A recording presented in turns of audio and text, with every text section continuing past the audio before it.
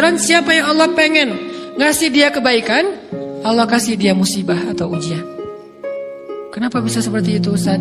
Fa inna ma'al usri yusra, inna ma'al usri yusra. Seolah-olah Allah bilang di dalam ayat itu, kalau kalian mau dapat kemudahan, biasanya lewatnya kesusahan dulu.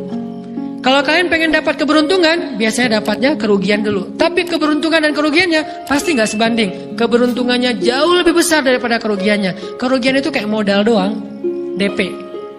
Jadi kalau kita mau dapat kejutan dari Allah, Allah kasih kita DP. DP-nya apa? Ujian. DP-nya musibah. DP-nya rasa nggak nyaman. Itu DP tuh. DP terhadap apa?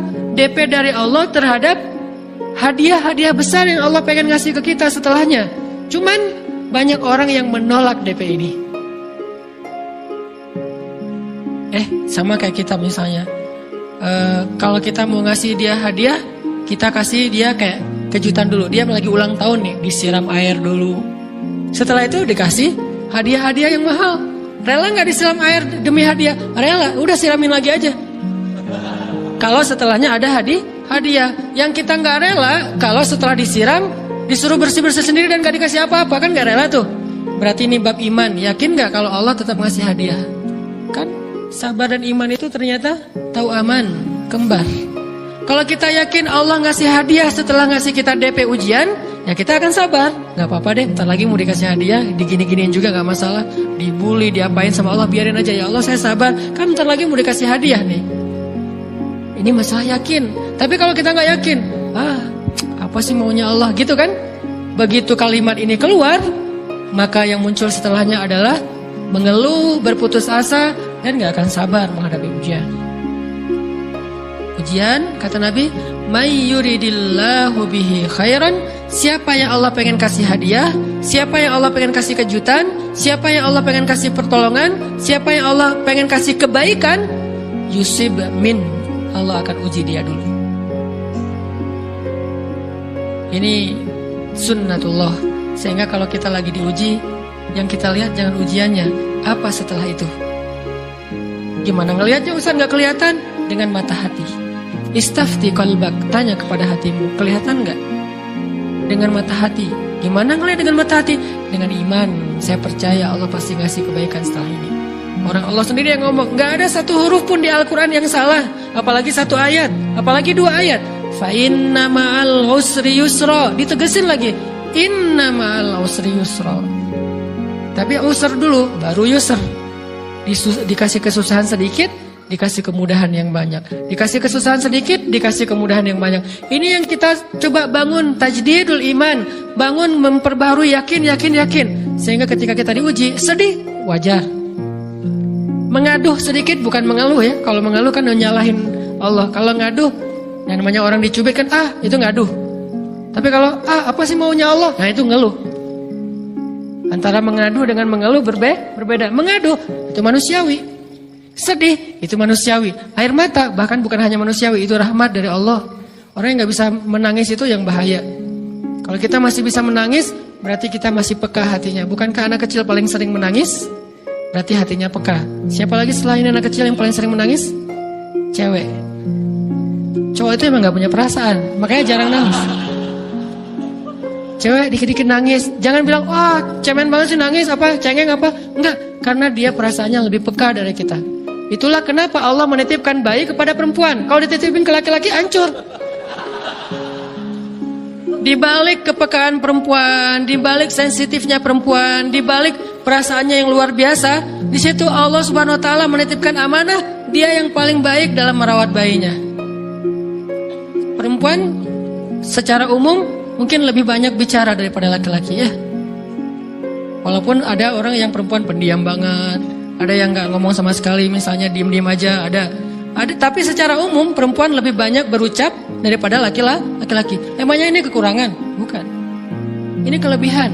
Kalau dia berikan itu dalam hal yang tepat. Apa yang tepat? Mendidik anak. Justru karena perempuan banyak ngomong, lebih baik dalam mendidik anak daripada laki-laki. Laki-laki itu kurang mendidik, kurang mengedukasi kepada anak dengan usia tertentu karena dia jarang memahamkan.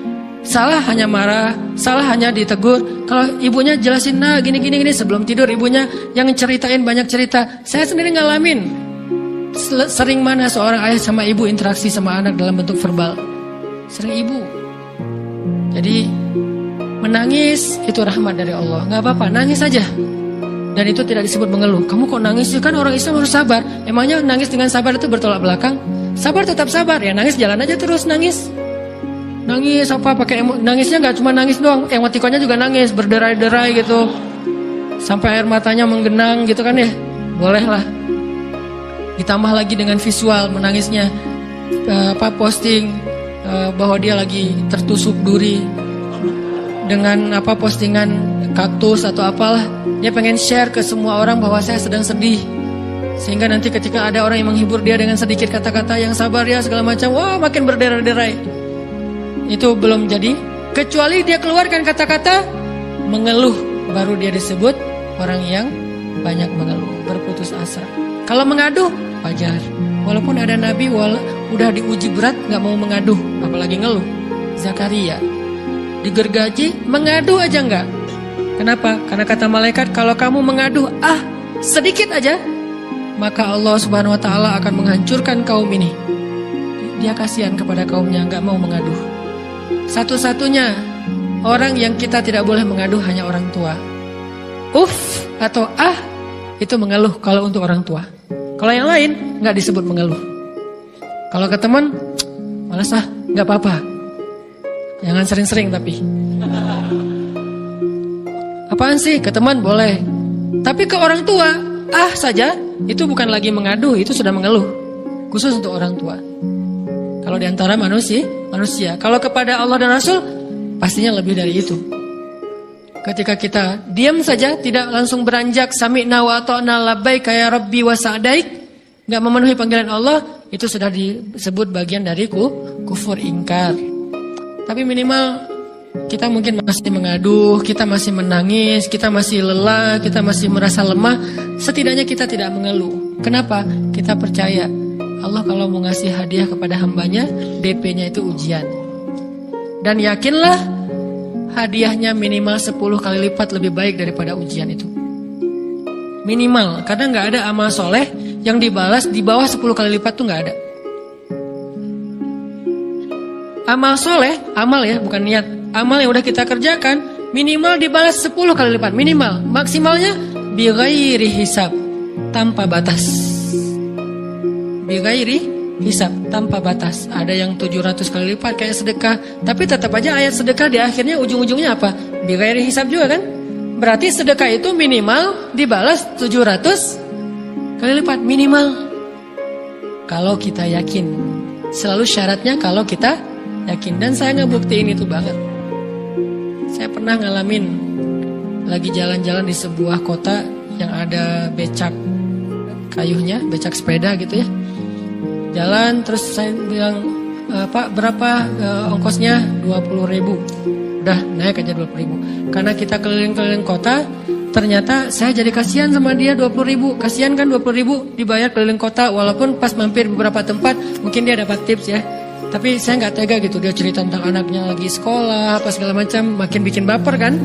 Pas selesai saya kasih dia 100.000. Dari 20.000 dikasih 100.000 karena kasihan.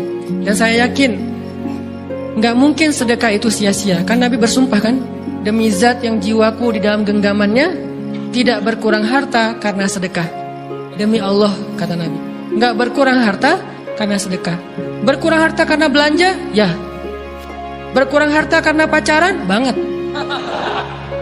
Modal banget kan? Apalagi buat cowok. Tapi berkurang harta karena sedekah? Nggak mungkin kata Nabi. Demi Allah nggak berkurang harta karena sedekah. Berkurang harta karena istri? Nggak. Karena memberi kepada istri itu pahalanya lebih gede daripada sedekah. Makanya ngemodalin pacaran setelah nikah itu tumbuh berkah. Modal pacaran sebelum nikah itu apes. Jadi kalau pengen modal nih, ngemodalin cewek, traktir, ngapa-ngapain, bayarin, jangan sebelum nikah. Sebelum nikah jadi orang pelit aja, nggak apa-apa. Tapi setelah nikah, jor-joran ngasih, apalagi yang, bayarin semuanya. Kenapa? Pahalanya lebih gede daripada sedekah. Bahkan lebih gede daripada infak fi sabilillah. Seorang suami memberi nafkah istri, itu pahalanya terkadang lebih besar daripada kita berinfak untuk fi sabilillah, untuk korban perang. Saya heran kalau ada orang sedekahnya rajin tapi ke istrinya kikir. Aneh, berarti dia nggak ngerti konsep. Padahal memberi kepada istri itu selama itu kebutuhan pokok ya, dan sedikit entertain, nggak apa-apa asal nggak berlebihan, itu luar biasa. Makanya saya kalau jalan sama istri yang yang mana? Itu yang Onit suka. Oh ya, Onit suka. Kasih aja. Kenapa? Minta ini. Kasih. Selama ada kan, kenapa nggak dikasih kan ya? Nanti Allah ganti. Makin rajin kita ngebayarin istri kita, ngebelanjain istri kita, makin Allah ngasih yang kita nggak pernah duga-duga. Sampai istri kita cemburu sama kita. Kok kamu duitnya banyak banget sih? Kan gara-gara aku sering ngasih ke kamu. Ya udah sini lain lagi. Mau ditransfer berapa gitu kan ya? Saya ngasih 100.000 ke si bapak. Dan saya yakin teman-teman sedekahnya pasti lebih dari itu, karena 100.000 saya sebut. Kalau 1 juta ke atas saya nggak mau nyebut, malu dong, ria ya.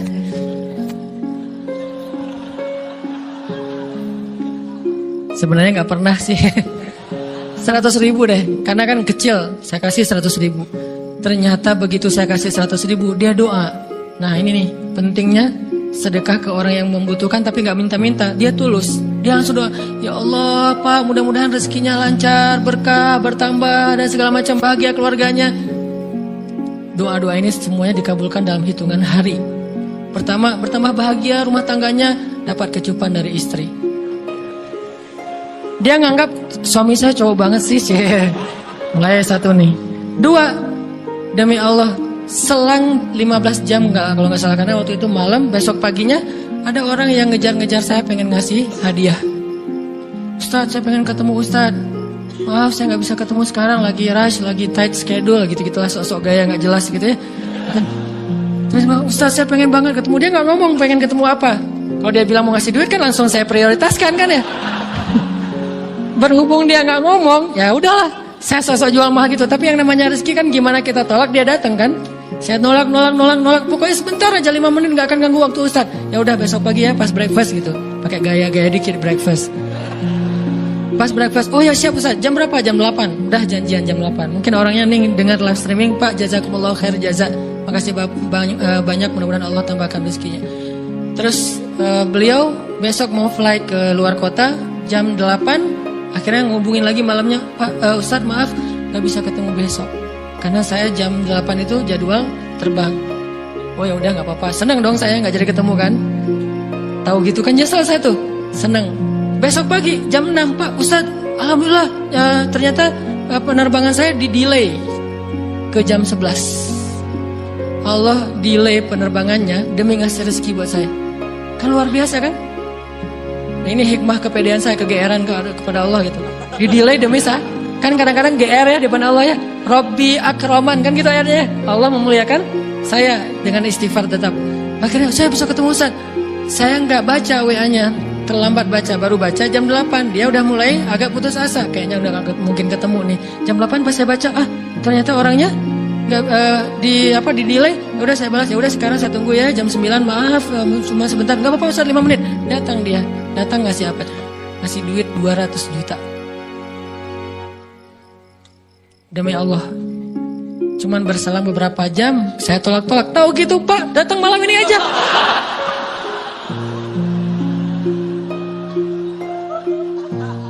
Harusnya malam itu juga saya cari orangnya. Kalau perlu saya nyamperin Bapak, Sherlock, saya kejar. Manusia gitu banget ya. Tapi Masya Allah di situ saya jadi tahu, oh doa orang itu lebih akurat, lebih mantap, lebih diijabah daripada doa saya. Mungkin bukan karena sedekah, tapi karena doa setelah sedekah. Ya Allah dan segala macam dimudahkan sama Allah. Itu luar biasa loh. Saya nggak percaya, saya pikir main-main. Orang ini iseng kayaknya pengen ketemu doang, pengen selfie. Ternyata pas saya cek, ditransfer, di capture, Ustaz udah ditransfer. Saya, jangan-jangan nih jebakan Batman gitu ya. Nyari-nyari sana segala macam. Alhamdulillah ternyata emang niat baiknya pengen, alhamdulillah saya terkesan, saya dapat hidayah lewat Ustaz segala macam. Sekarang saya pengen membalas jasa Ustaz walaupun kecil 200 juta. Untung saya nggak kaget dan kemudian pingsan. Pak 200 juta stroke kan ya, bahaya. Lebih mahal dari 200 juta. Ini keajaiban ya teman-teman. Jadi kita tuh, saya kan sering bilang keajaiban itu terjadi tergantung tingkat iman. Bukan saya udah soleh banget, enggak. Saya belajar terus untuk yakin deh sama Allah. Modal kita tuh kan gini sebetulnya kan. 2 Duit kita tuh banyak loh teman-teman, cuman gak disimpan di bank, gak disimpan di saku, disimpannya di sisi Allah. Bedanya apa sih? Kenapa kita kalau disimpan di bank tenang? Saya lagi punya duit banyak dari 100 juta, di mana? Di bank, aman. Kenapa kalau disimpan di saku aman, tenang? Kenapa kalau disimpan di Allah gak tenang? Kenapa kalau disimpan di Allah kita bilang gak punya duit? Ini kan gak fair sama Allah. Gak punya duit nih. Siapa bilang gak punya duit? Kan ada Allah, tinggal minta sama Allah. Tapi nggak ada wujudnya. Tapi kan ada janjinya. Bukankah janji Allah lebih kuat daripada wujud? Bukankah iman harusnya lebih mantap daripada sesuatu yang konkret yang kita lihat? Ada duitnya di sisi Allah. Kenapa nggak dikasih? Karena kita belum butuh. Kalau kita yakin duit kita itu ada di Allah, tapi dikasihnya pas kita butuh. Begitu butuh ya Allah, langsung dikasih sama Allah. Itu banget benar-benar terjadi dalam kehidupan kita. Pasti kayak gitu. Tingkat tergantung kita yakin apa enggak. Nih, kalau Allah bilang may yuridillahu bihi khairan, Allah kalau pengen ngasih hadiah kepada seorang hamba, Allah kalau pengen ngasih kejutan kepada seorang hamba, yusib, Allah kasih dia ujian sedikit aja. Wala nabluwannakum bisyai', sedikit, bisyai'im minal khawf wal ju' wa naqsim minal amwal wal anfus was thamarat wa basyiris sabirin. Kami uji sedikit aja dengan rasa lapar, dengan rasa takut, dengan sedikit kekurangan ini dan itu, sedikit. Tapi wa basyiris sabirin, sampaikan kejutan kepada orang yang bersabar. Sampaikan kejutan kepada orang bersabar. Jadi bisa dibilang kejutan-kejutan hidup kita itu munculnya dengan iman dan sabar. Dengan iman dan sabar. Iman artinya yakin, husnuzon sama Allah. Ana inda dhanni abdi bi, aku tergantung prasangka hambaku kepadaku. Sabar, wasta'inu bis sabri was shalah. Minta pertolongan Allah, caranya dengan sabar, kemudian dengan sholat. Pasti Allah tolong. Ustaz, saya udah sabar, sabar lagi. Isbiru wasabiru. Kalau udah sabar, bersabar lagi. Sampai kapan Ustaz? Sampai Allah Subhanahu wa taala benar-benar mengakui kesabaran kita. Setelah itu Allah pasti kasih. Terus apa yang harus saya lakukan Ustaz? Buktikan di hadapan Allah kita itu hamba yang penyabar. Jangan bilang ya Allah saya akan sabar. Jangan, tunjukin aja. Ya Allah kurang apa lagi dari saya? Tunjukin aja. Nanti Allah sendiri yang akan memberi kita gelar sabirin. Sehingga Allah bilang wabasyiris sabirin. Sampaikan berita gembira kepada hambaku yang sabar. Dan kalau Allah udah ngasih berita gembira, itu beruntun loh. Kita sabar kayak Allah tahan dulu nih ya kejutan. Allah tahan dulu hadiahnya buat kita tuh. Ditahan, tahan. Makin lama makin sulit pastinya. Makin lama makin berat, makin lama makin berat. Begitu dibuka kerannya, itu gak ada selesai-selesainya. Sampai kita kebingungan. Loh, kok datang terus-terusan. Kayak gitu cara Allah memperlakukan hambanya. Nabi Ayub, sakit pertama, sakit fisik. Sakit kedua, sakit hati. Dua penyakit Nabi Ayub. Fisik pertama, beliau lumpuh, beliau sakit. Sakit hatinya apa? Ditinggalkan oleh orang-orang terdekatnya. Anaknya meninggal. Sedih kan? Kemudian pembantu-pembantunya pada resign. Makin kecewa. Dasar kalian. Kemudian teman-temannya pada menjauh. Grupnya nge-live dia. Bukan dia live grup. Grupnya yang nge-live dia. Orang unfollow. Tiba-tiba followersnya tinggal satu doang. Yang tadi ada ribuan, sekarang tinggal satu. Istri satu-satunya yang masih setia mendampingi beliau. Tinggal satu followersnya. Kebayang gak tuh? Yang posting udah sepi, udah gak ada yang nge-like. Istri aja yang nge-like. Ini nih Nabi Ayub. Ditambah lagi datang keluarganya ke rumah Nabi Ayub, gak mau ketemu dalam jarak dekat. Dari luar ngomongnya, Ayub, kami gini. Kemarin kamu harta kamu tuh kan kamu ada masalah minjam duit karena istri kamu nih. Gimana nih bayarnya? Terus mereka tutup muka, nggak mau tertular. Mereka bilang jangan dekat-dekat dengan Ayub. Yang lebih parah lagi ada yang sampai nuduh gini. Ternyata ya, kamu itu selama ini bukan orang soleh. Selama ini kamu tuh pura-pura pencitraan ordai. Ini buktinya nih. Ternyata akhirnya Allah tunjukin juga borok kamu, aib-aib kamu. Ternyata kamu itu selama ini orang munafik. Jadi Nabi Ayub malah dituduh orang jahat, orang yang terkutuk, yang selama ini mencitrakan diri sebagai orang baik gara-gara sakit itu dituduh semikian. Sedih luar biasa. Bertahun-tahun. Ada riwayat mengatakan 17 tahun, ada yang mengatakan lebih atau kurang. 17 tahun ditahan semua kebaikan oleh Allah kecuali satu, iman. Sehingga Nabi Ayub tetap yakin Allah Maha Baik. Pokoknya yakin Allah Maha Baik. Allah gimana pun diuji, Allah Maha Baik. Diambil anaknya, Allah Maha Baik. Diambil kesehatannya, Allah Maha Baik. Diambil hartanya, Allah Maha Baik. Jadi orang yang tadinya paling kaya di negerinya, sekarang paling miskin di negerinya. Kebayang gak tuh dibalik 180 derajat.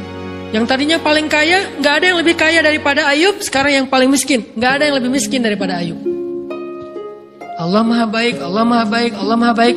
Husnuzon kepada Allah. Dan itu gak sehari 2 hari, 17 tahun husnuzon kepada Allah. Pada puncaknya, ketika istri beliau harus menjual rambut, gundul, potong rambut, dijual demi apa? Udah gak tahu lagi ngemodalin apa untuk ngasih makan Nabi Ayub. Akhirnya nyari-nyari kerja gak ada yang nerima, jual rambut, pakai jilbab, di rumah gak buka-buka jilbab. Ayub curiga, yang kenapa kamu gak buka jilbab di hadapanku? Gak apa-apa, kan lagi musim panas, gak apa-apa. Akhirnya Nabi Ayub minta tolong dibukain, ada apa? Curiga kan? Pas dibuka udah botak rambut istrinya. Nabi Ayub menangis. Kenapa? Apa yang terjadi? Istrinya bilang, suamiku gak ada lagi modal buat kita makan. Saya cari-cari kerja sana sini, gak ada yang nerima.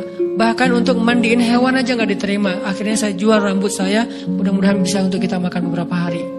Istrinya keluar, Nabi Ayub menangis, baru Nabi Ayub berdoa. Itu juga doanya malu-malu dan husnuzon.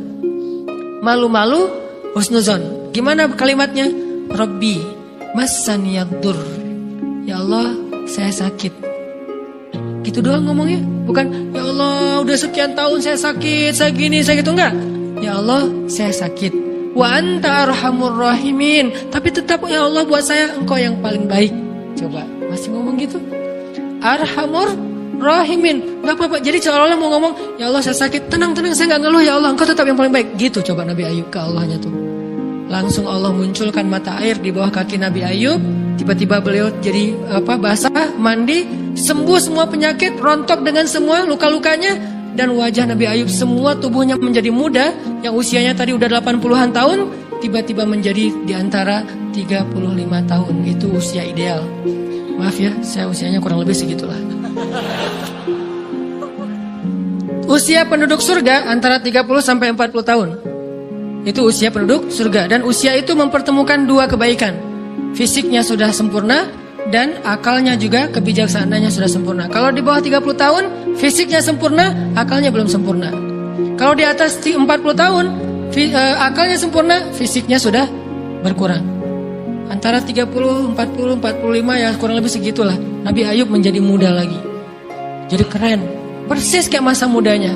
Jadi kalau ngelihat foto yang postingan pertama di Instagramnya tuh mirip nih. Kan udah postingan yang ke 1000 ya. Udah berapa tahun dia pakai akun yang sama. Wah, mirip dengan yang dulu. Istrinya datang. Begitu tahu, astagfirullahaladzim, ada cowok keren di rumahnya. Tapi mirip Ayub. Cuman gak mungkin ini Ayub. Langsung nyari Ayub, di mana Ayub? Kata Ayub, saya Ayub, suami kamu. Enggak, kamu bukan Ayub. Suami saya itu udah tua, suami saya sakit-sakitan. Kamu bukan Ayub. Mirip sih. Akhirnya, saya Ayub. Apa buktinya kamu Ayub? Ditunjukkan buktinya oleh Nabi Ayub. Apa buktinya? Nabi Ayub menyampaikan beberapa kenangan mereka berdua di masa lalu yang gak ada yang tahu kecuali mereka berdua. Itulah pentingnya kita menyimpan kenangan.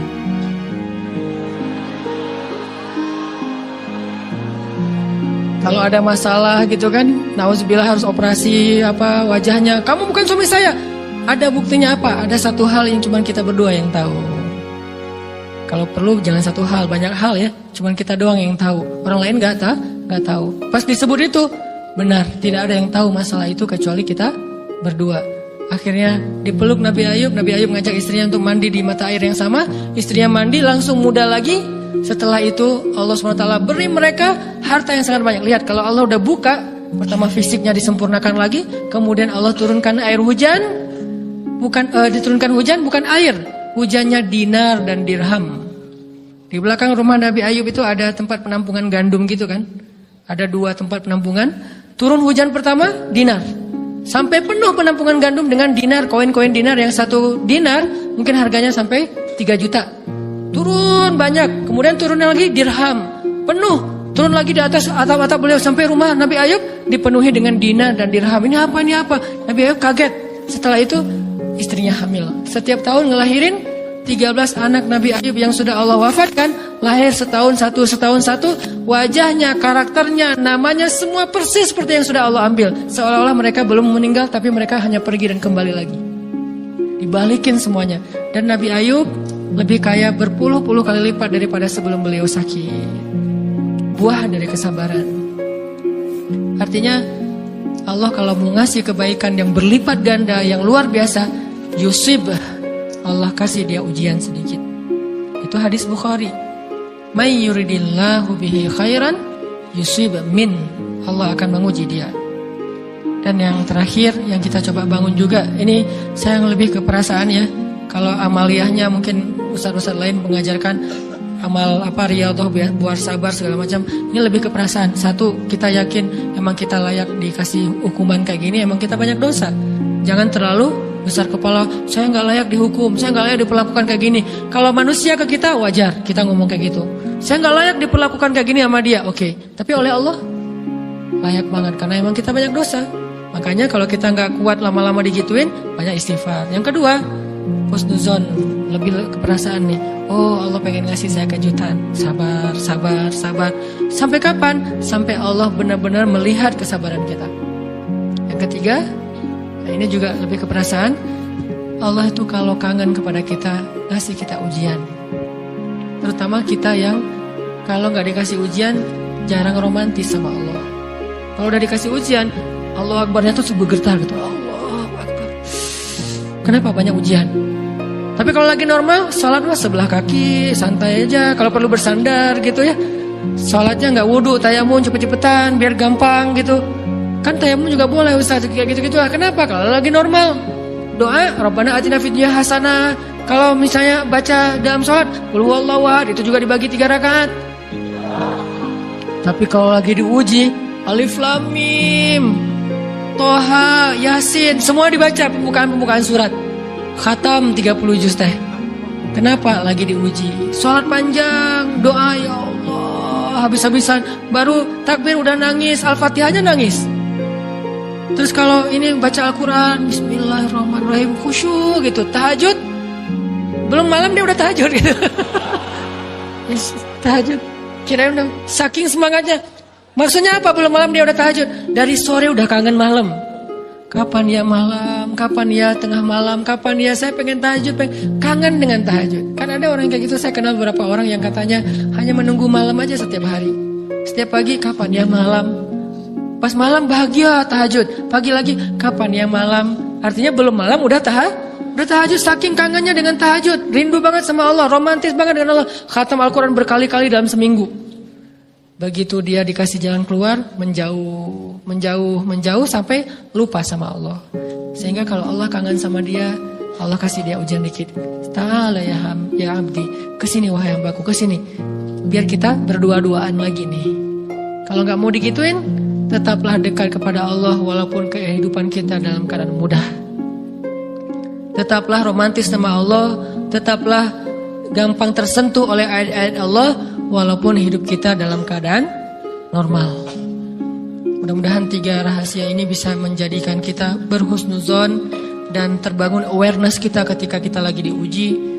Terutama ujian-ujian yang spontan muncul dari kata-kata teman kita, dari sikap orang lain. Langsung ingat, oh saya emang ada dosa yang mau Allah hapus. Oh habis ini mau dikasih kejutan. Oh Allah lagi pengen dekat sama saya. 3 hal ini mudah-mudahan terus kita latih. Awarenessnya yang dilatih, bukan hadis-hadisnya yang dihafal. Mudah-mudahan ketika diuji spontan, kita langsung sadar, langsung balik on the track. InsyaAllah Allah subhanahu wa ta'ala istiqomahkan kita fis sarra wa fit dharra, dalam keadaan suka maupun dalam keadaan duka.